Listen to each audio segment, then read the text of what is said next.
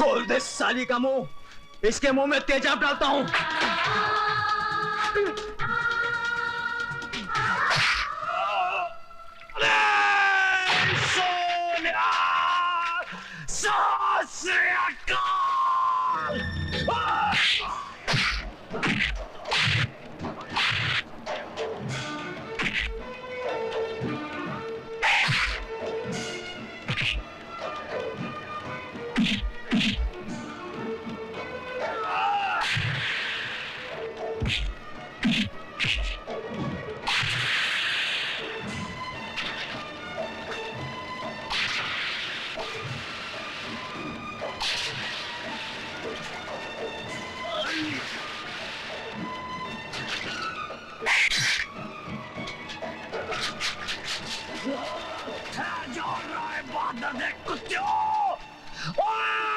सरदार करतार सिंह तोड़े फटे चक देगा। क्या डरा रहा है बहादुर पेड़ के टकेलू। मिलॉर्ड, पिछले 30 सालों से मिस्टर ज्ञान प्रकाश इंसाफ के इस मंदिर की चौखट पर अपना माथा टेकते आए हैं, इस देवी के चरणों में श्रद्धा के फूल चढ़ाते आए हैं, क्योंकि ये अब तक हर मुकदमा जीतते आए। लेकिन आज जब पहली बार इन्हें शिकस्त की हल्की सी झलक दिखाई दी तो ये बौखला गए। इंसाफ के इस मंदिर से इनका विश्वास उठ गया, इस देवी में इनकी श्रद्धा टूट गई और इन्होंने अपने हाथों में इंसाफ के तराजू की जगह दौलत की तलवार उठा ली। मेरी मुवक्किल माला को इस दुनिया से उठाने का फैसला कर लिया, उस पर कातिलाना हमला करवाया। अगर यकीन नहीं आता मिलॉर्ड तो आप खुद ही देख लीजिए माला के जिस्म पर पड़े हुए जख्मों के ये निशान। मैं अपने फाजिल दोस्त से यह पूछना चाहूंगा कि अगर इस मुकदमे का फैसला अदालत के बाहर ही करना था तो इस अदालत में आने का ढोंग क्यों रचाया जा रहा है? जब इन मासूम बच्चों के बयान के बगैर इस मुकदमे को अंजाम तक पहुंचाया जा सकता है तो फिर इन्हें क्यों बुलाया गया है? अगर ताकतवर अपनी ताकत के जोर पर ही मुकदमे का फैसला करवा सकता है तो यह अदालत क्यों बनाई गई है? अगर गरीब और बेबस को इंसाफ नहीं दिया जा सकता तो बंद कर दीजिए यह अदालत। रुक जाइए जज साहब, आप अपना फैसला सुनाए इससे पहले मैं आपसे एक सवाल पूछना चाहती हूँ। पूछो। अगर मुकदमा ये वकील साहब जीत गए तो इन्हें ढेर सारे नोट मिलेंगे और इनका मौकिल छूट जाएगा, और अगर ये वकील साहब जीत गए तो इस आदमी को 7 साल की सजा हो जाएगी। दोनों ही सूरतों में मुझे क्या मिला? कानून ने मेरे साथ क्या इंसाफ किया?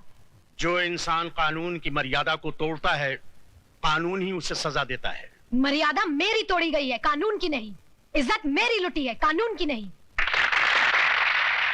Order order. क्या मैं माथे पे लगे इस कलंक के साथ जी सकूंगी? कौन थामेगा मेरा हाथ? कौन भरेगा मेरी मांग में सिंदूर? किसके नाम का मंगलसूत्र मैं पहनूंगी अपने गले में? अरे इस देश में तो सीता माँ को भी अग्नि परीक्षा के बाद माफ नहीं किया गया था, फिर मैं तो एक मामूली सी लड़की हूं। हर लड़की बचपन से एक ख्वाब देखती है कि एक दिन उसकी बारात आएगी, उसका राजा घोड़े पे सवार होकर उसे ब्याह कर डोली में ले जाएगा। पर मेरा ये ख्वाब ख्वाब ही रह गया। क्या मेरी बारात कभी नहीं आएगी? क्या मेरा राजा अब कभी नहीं आएगा? जज साहब, क्या मैं बिन ब्याही रह जाऊंगी? क्या मैं बिन ब्याही रह जाऊंगी?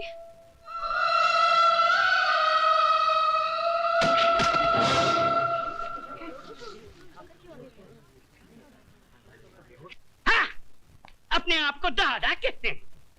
सारा शहर कांपता है इनसे, मगर एक मामूली सी लौंडिया तो खत्म नहीं कर पाए। अरे लानत है तुम पे और तुम्हारे आदमियों पे। अब खड़ा खड़ा मुंह क्या देख रहा है? Get the hell out of here you stupid asshole.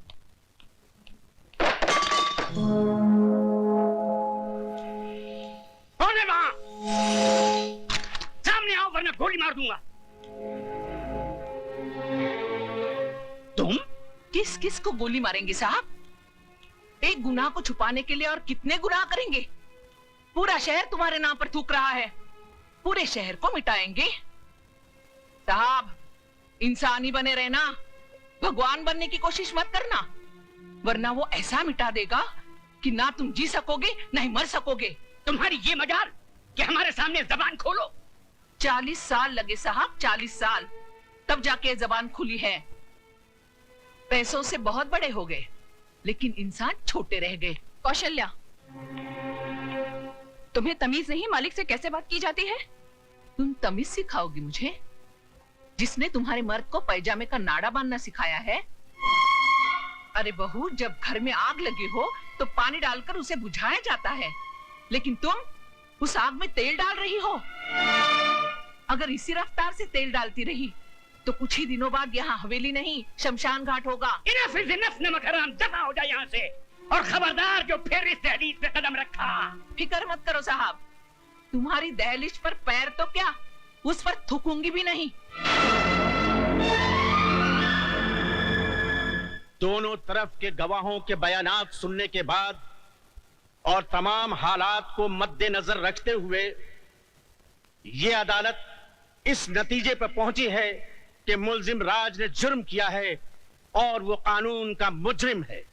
लेकिन कानून से पहले वो माला का मुजरिम है, जिसकी जिंदगी को उसने तबाह कर दिया और समाज में इज्जत से जीने का हक उससे छीन लिया। लिहाजा ये अदालत मुल्जिम राज को यह हुक्म देती है कि जिस लड़की को नंगा करके उसने बेइज्जत किया, उसी लड़की से शादी करके उसे अपने घर की इज्जत बनाए।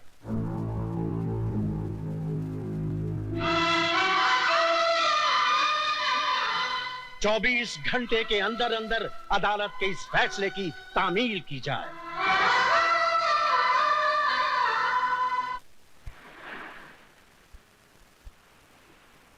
लिहाजा यह अदालत मुल्जिम राज को यह हुक्म देती है कि जिस लड़की को नंगा करके उसने बेइज्जत किया, उसी लड़की से शादी करके उसे अपने घर की इज्जत बनाए। 24 घंटे के अंदर अंदर अदालत के इस फैसले की तामील की जाए। मैं किसी भी कीमत पर उस लड़की को नहीं अपनाऊंगा। हाई कोर्ट में मुकदमा लड़ूंगा, सुप्रीम कोर्ट तक जाऊंगा। जाओ, जरूर जाओ। आज तो हम सिर्फ इस शहर में बेइज्जत हुए हैं, कल हमें सारे मुल्क में बेइज्जत करो और परसों सारी दुनिया में, ताकि वो लोग जिनकी आज तक हिम्मत नहीं हुई थी इस हवेली की तरफ आंख उठा के देखने की, घर में घुस आए और हमारे मुंह पे थूके। तो क्या मैं दुनिया की परवाह करूं, अपनी जिंदगी की नहीं? उस मामूली लड़की से शादी कर लूं मैं? अब वो एक मामूली लड़की नहीं रही, अखबारों की सुर्खियां बन गई है वो। इस शहर के हर आदमी की बेटी बन चुकी है वो। तुम्हारी भलाई बस इसमें है कि तुम कोर्ट का ऑर्डर मान लो और उस लड़की से शादी कर लो, वरना ये घर तबाह हो जाएगा। मैं आपके लिए 7 साल की सजा काटने के लिए तैयार हूं, मगर उस लड़की से मैं हरगिज़ शादी नहीं करूंगा।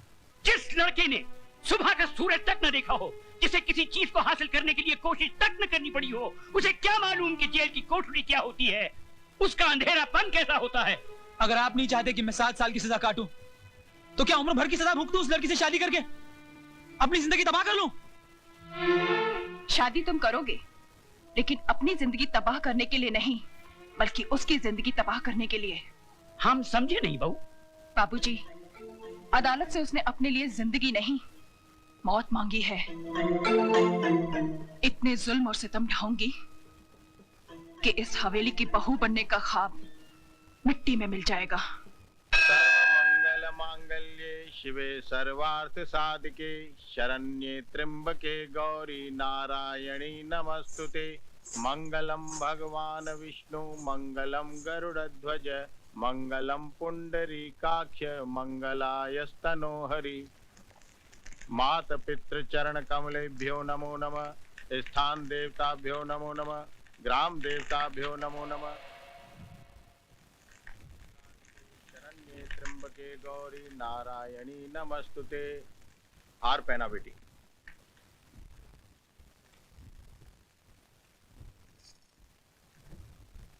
अपनी पत्नी की मांग भरो।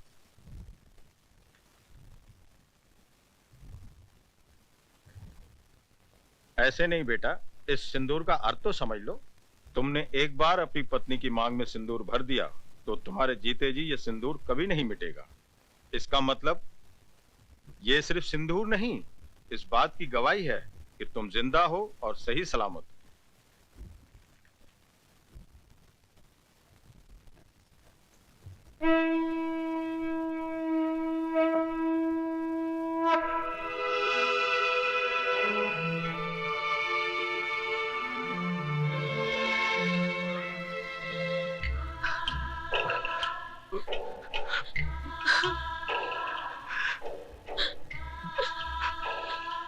जा बेटी जा।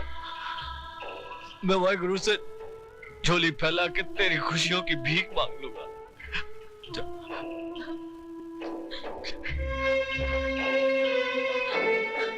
तुम्हारा अधिकार तो मैंने तुम्हें दिला दिया, लेकिन एक बात याद रखना, इस दुनिया में हक कभी मांगने से नहीं मिलता, छीनना पड़ता है।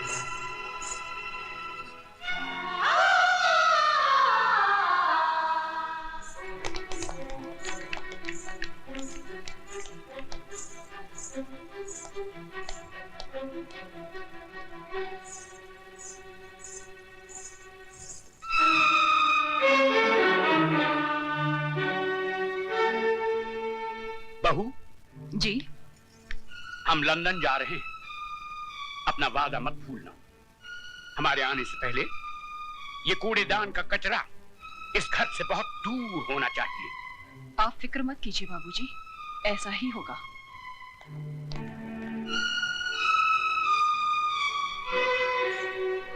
ओ महारानी, वहां कहाँ चली?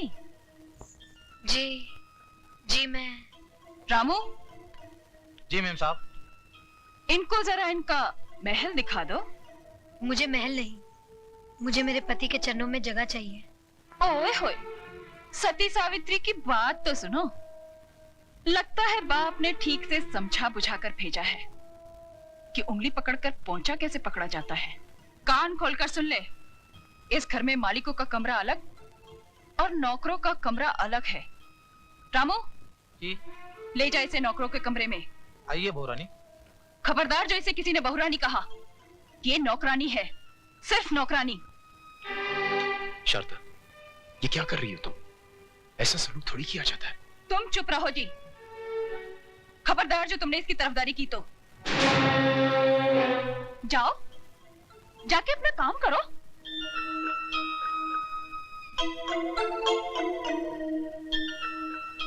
ए, मैंने तुझसे क्या कहा, सुना नहीं क्या?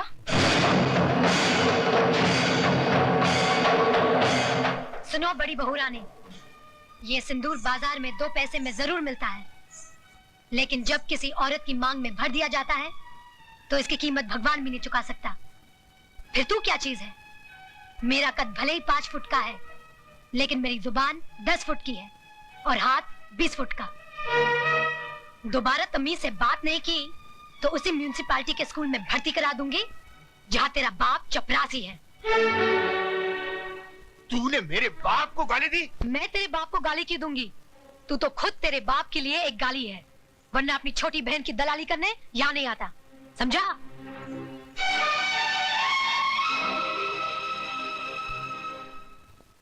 अयो स्वामी, आज खुश